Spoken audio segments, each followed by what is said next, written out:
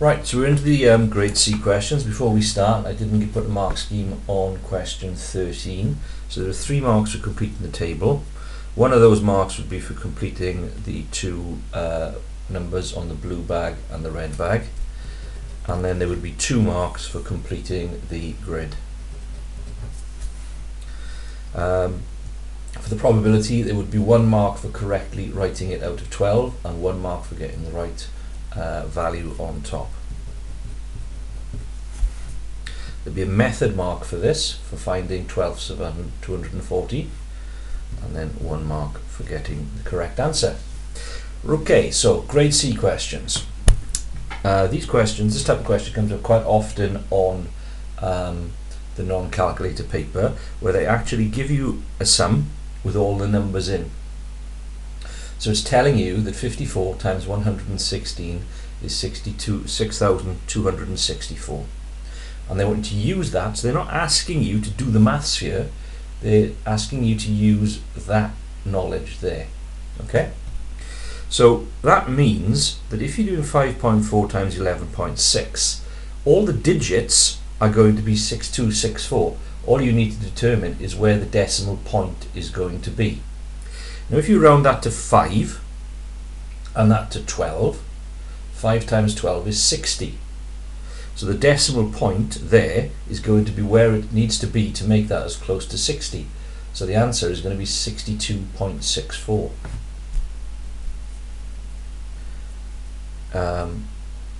I'll write that in.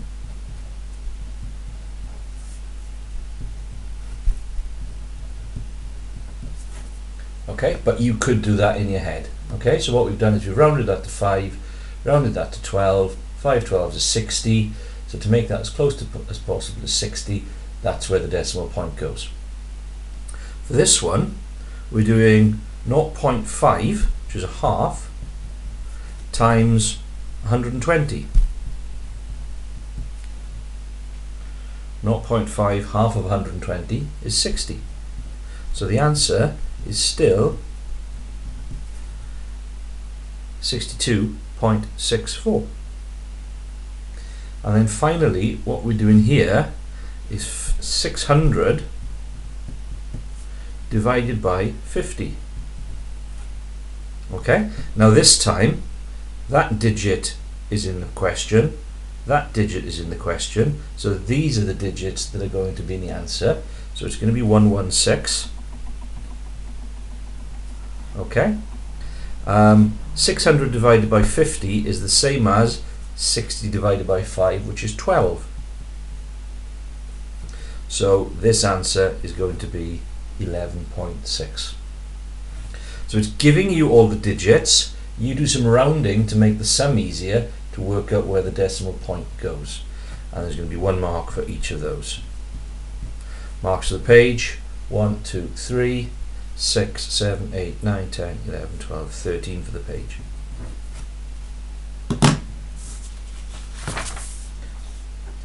Okay, next question. Every Saturday for 5 weeks, the number of customers entering the shop and the takings of the shop were recorded. The table below shows the results. On the graph paper below, draw a scatter diagram of these results. Now a scatter diagram is just crosses where the 2 points, where the 2 pieces of information cross. So if you take a look at the axis here, you've got number of customers going across. You need to work out what each little square counts for. So we're going from 0 to 100 in 10 squares. So each little square on this axis is 10. On this axis, we go from 0 to 1000 in 10 squares, so each little square is 100. Okay, so 500, 7,200. 500 is there, so 7,200 will be 2 little squares up there, and you put a cross. Next one, 220, 2,400. So 200, 2,000, 220, 2,400. 460, 5,000. 400, 5,000. 460, 5,000. 400, 4,600, 400, 4,500, 4,600. And finally 240, 3,000. So 200, 3,000, 240. So we've got 1, 2, 3, 4, 5 pairs of coordinates. 1, 2, 3, 4, 5 crosses. I know I've done that right. Now this type of correlation, there are 3 possible answers for this. One is positive, one is negative, one is none. No correlation. If the general pattern is as one of these goes up, so does the other, so you've got a climbing uphill sort of line, then that would be positive correlation. If it was such that as one of these were going up, the other one was getting smaller, so the grouping would be going like that, then it would be negative correlation. And if there was no pattern, if they were all over the shop, there'd be no correlation. So in this instance, what we have is positive correlation. Draw by eye a line of best fit on your scatter diagram. So you do not connect these lines together. What you're looking for is a line which is in the general slope of the pattern. So it wouldn't be like that, for example, because that doesn't follow the general slope. The general slope, I would say, would be going kind of like that. And it doesn't have to go through any of the points. Okay, so I would say maybe like that. Those are a bit low. You could go maybe a bit lower. Perhaps I should have. It doesn't matter, so long, again, with a question like this, they'll give you some room for maneuver. Probably looking at that now, it should be a bit lower. But it's too late. That's what I've drawn, and I haven't used a pencil, so I can't rub it out. Estimate the takings for a Saturday when there are 320 customers. So what you're going to do now is look where, if there were 320 customers, that would meet your line of best fit. You'd read that across, and that would give you your estimate. And do that on the graph. So actually show the examiner how you are going to estimate. Okay, so you're going to go estimate by reading up there and then reading across to this axis. And we're going to estimate that that is going to be £4,200.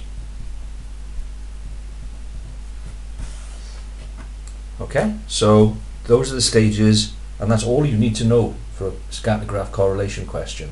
In 5 minutes you can learn all of that. You plot the points, you look at the trend. If it's up, it's positive. If it's generally down, it's negative. If there's no discernible pattern, there's no correlation. You line the best fit, you draw in the general trend of the crosses you plotted, and then you use that to get the information off the graph. Okay, so for that mark, there'd be 2 marks for plotting the points, 1 mark for the correct wording, 1 mark for the line, and 1 mark for reading off. Okay, on the website there's a whole section on how to do enlargements, reflections, rotations, transformations, and so on. So again, this isn't something that takes a lot to learn, and it's well worth you having a look at the video clips in the foundation topic area of Jones & Son website. For this one, what you have to do is enlarge this. You've got to make this shape twice as large as it is there. But you also have to do that relative to this point that they've given you here. And what you do is this: you take each corner of this shape and you find out how far it is to travel across and down from A. So that corner there is going to be 2 across, so in the enlargement it's going to be 4 across, which is going to take it to there. This corner is 4 across, so in the enlargement it's going to be 8 across. 1, 2, 3, 4, 5, 6, 7, 8. This point here is across 2 and down 4, So in the enlargement it's going to be across 4 and down 8. 2, 4, 6, 8. And this point here is going to be across 4, down 2. So it's going to be across 8, down 4, 2, 4. Once you've got your points, join them together.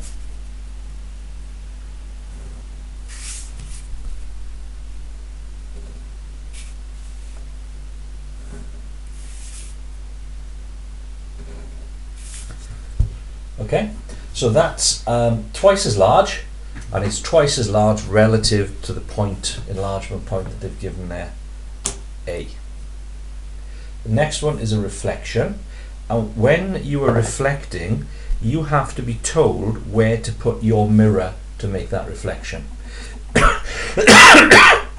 If you put in the mirror there, that will be reflected in different position to if you put your mirror there, or if you were to put your mirror there, when it would be reflected over here. So the instruction is given there. Put your mirror on the line x equals 1. The line x equals 1 is where the x coordinate is always 1. So it's actually meaning that this triangle is touching the mirror.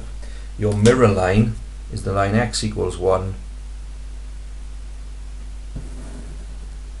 So we're going to show the examiner that we know that. Right, that's going to earn you a mark. Now the reflection, well, this line is touching the mirror, so it's going to touch the mirror on the other side as well. So the only point that's reflected is this one, which is 2 from the mirror in that direction. So it will end up 2 from the mirror the other side of it.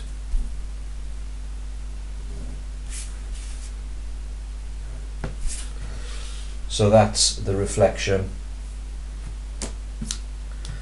on the line x equals 1. So coming back to award the marks for that, there are 3 marks for this.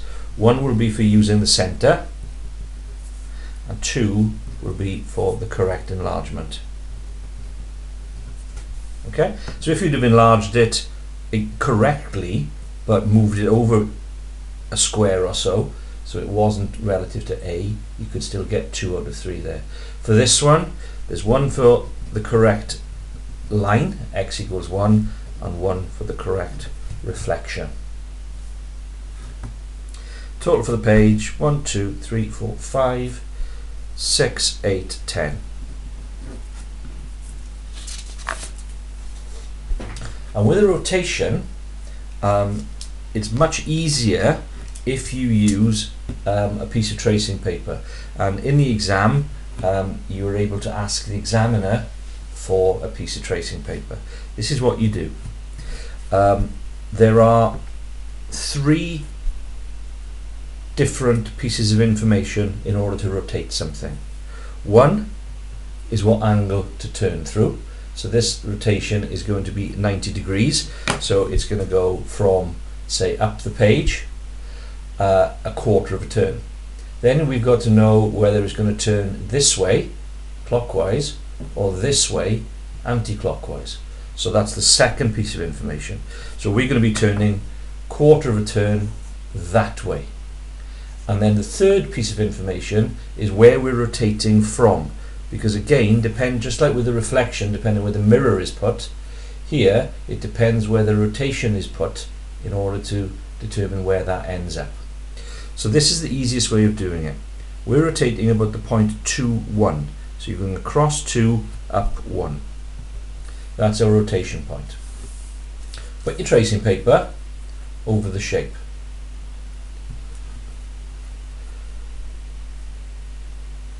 Copy the shape and put an arrow pointing up your page.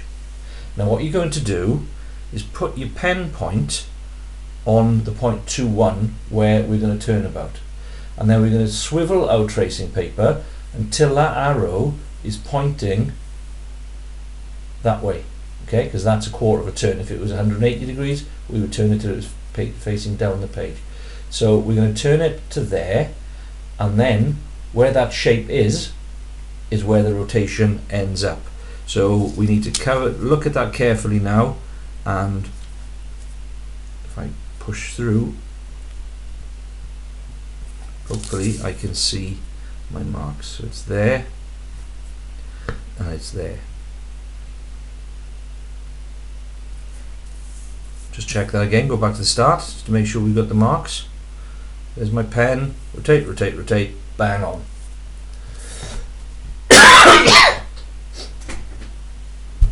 Okay, so when you're rotating, use tracing paper.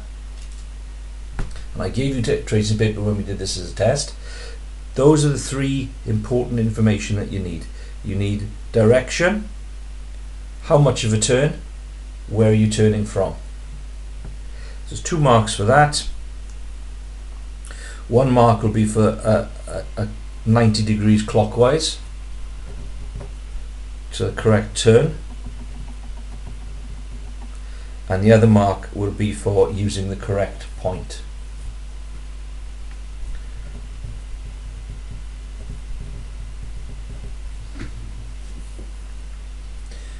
Okay, next question. The product of 2 numbers is minus 65. The sum of these 2 numbers is 8. Okay, you need to know that that means times, and you need to know that sum means add. So I've got 2 numbers that multiply together to give minus 65 and add to give 8. Now, look at that number. It ends in a 5. If it ends in a 5, it's almost certain that one of those numbers is 5.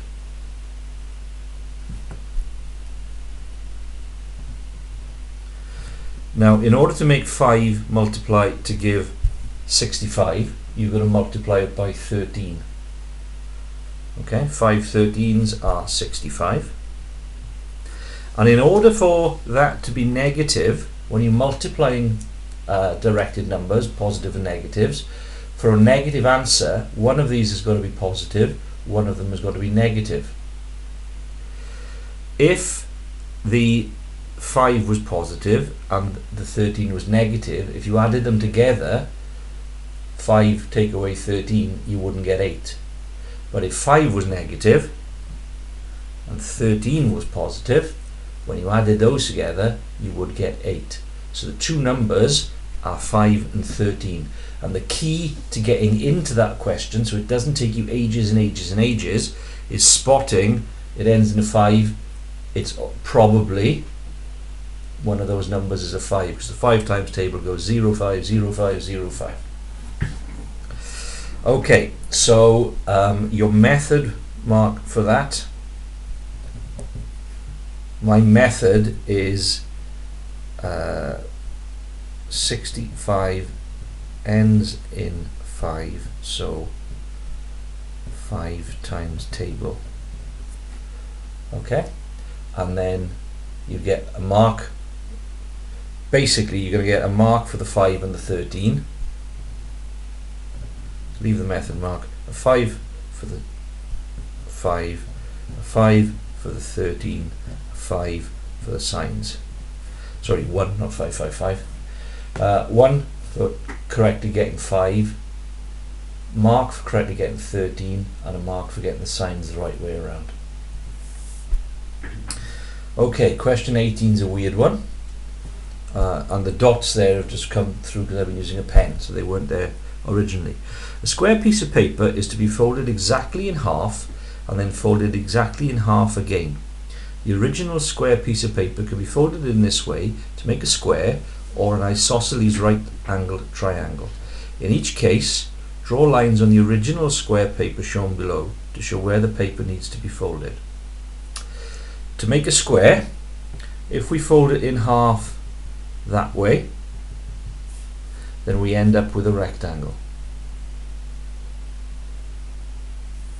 If we then fold that in half, we end up with a square. So the lines on the original are going to be like that. To make the isosceles right angle triangle, if I fold in that direction first, I get that.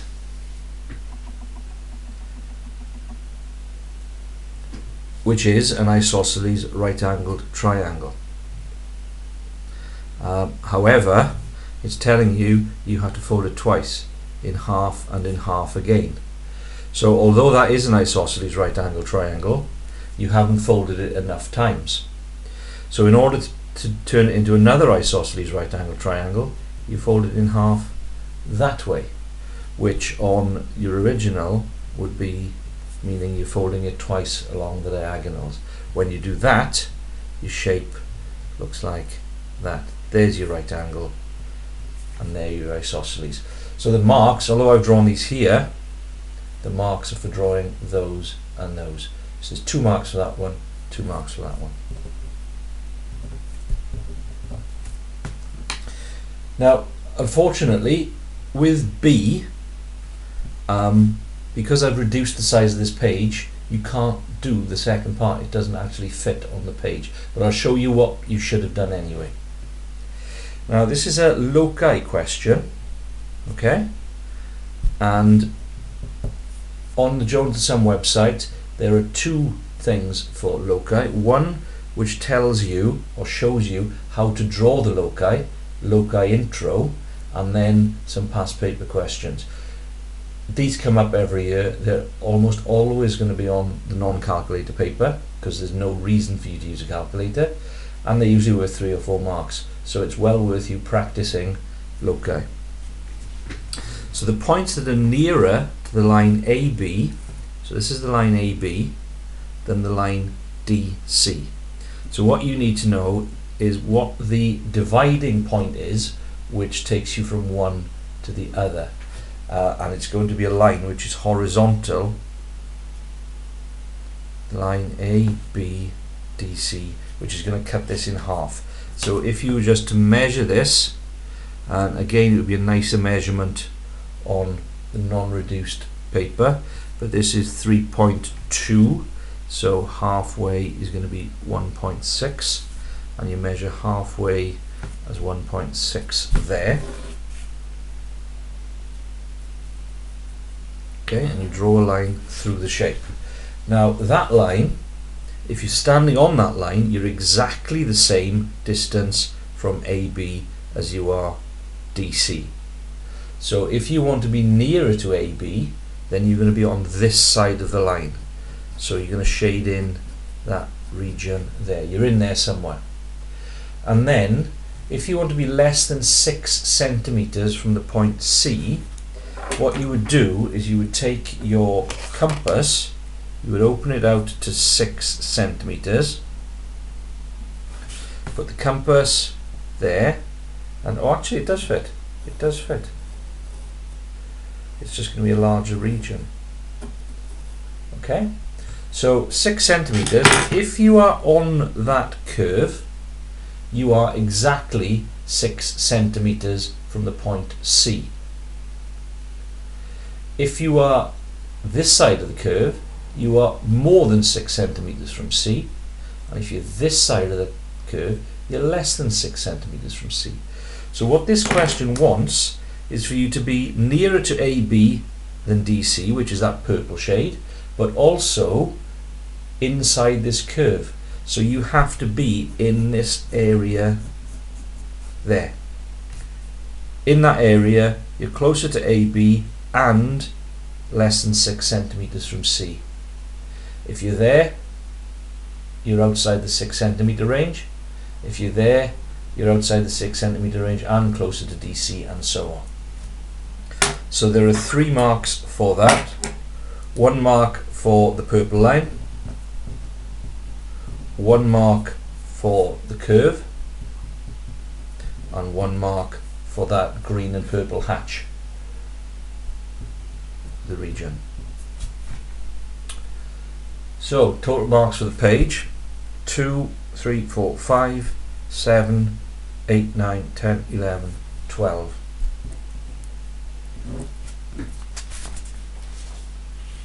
And the final question is an algebra question.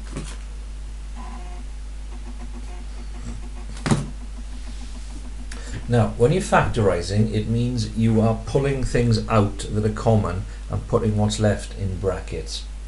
Now if you look at that, I could write 6 as 3 times 2,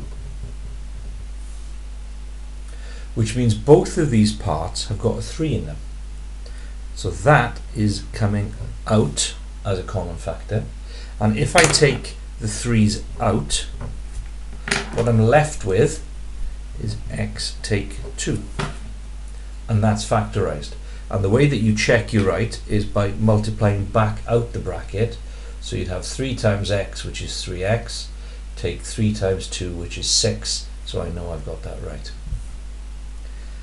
Nth terms, again, there's work on the website on this. What you do is, first of all, you want to find out what type of rule it is, and you do that by looking for the common difference. You can see here that this is going up in 6's, so it's a 6n rule. If the first number was 6, that means it would just be 6n. 6 times 1 is 6, 6 times 2, and so on. But what do you have to do to take the first term and get the first difference to get the first term? You have to take 1 away. So this is a 6n take 1 rule. The first term, 1 times 6 is 6, take 1 5. 2 times 6 is 12, take 1 11.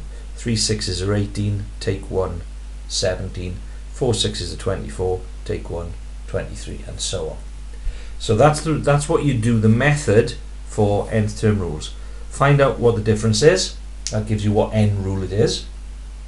So if the difference there was 8, it would be an 8n rule. If it was 3, it would be a 3n rule. Here it's a 6, it's a 6n rule. And then to find out how you shift it, you take a look at what the original term is. I'm going to shift it by taking off 1. And the final question, rearrange the formulae. Again, there's lots of practice of these on the site.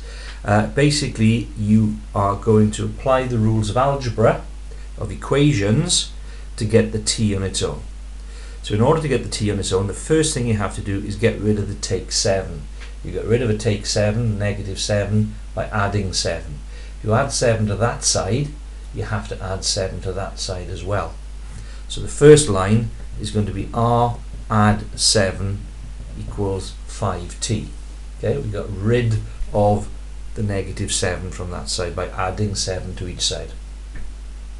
Now we have to get rid of the 5. In algebra, if you've got a number attached to a letter and there's no sign, it means there's a times there. So in order to break this up and get the t on its own, I'm going to divide by 5. If I divide that side by 5, I have to divide that side by 5 as well. And in algebra, the divide we write as over. So this becomes r add 7 over 5 equals, and then the t is on its own. So the 2 marks for this, one will be for the add 7, one will be for the divide 5.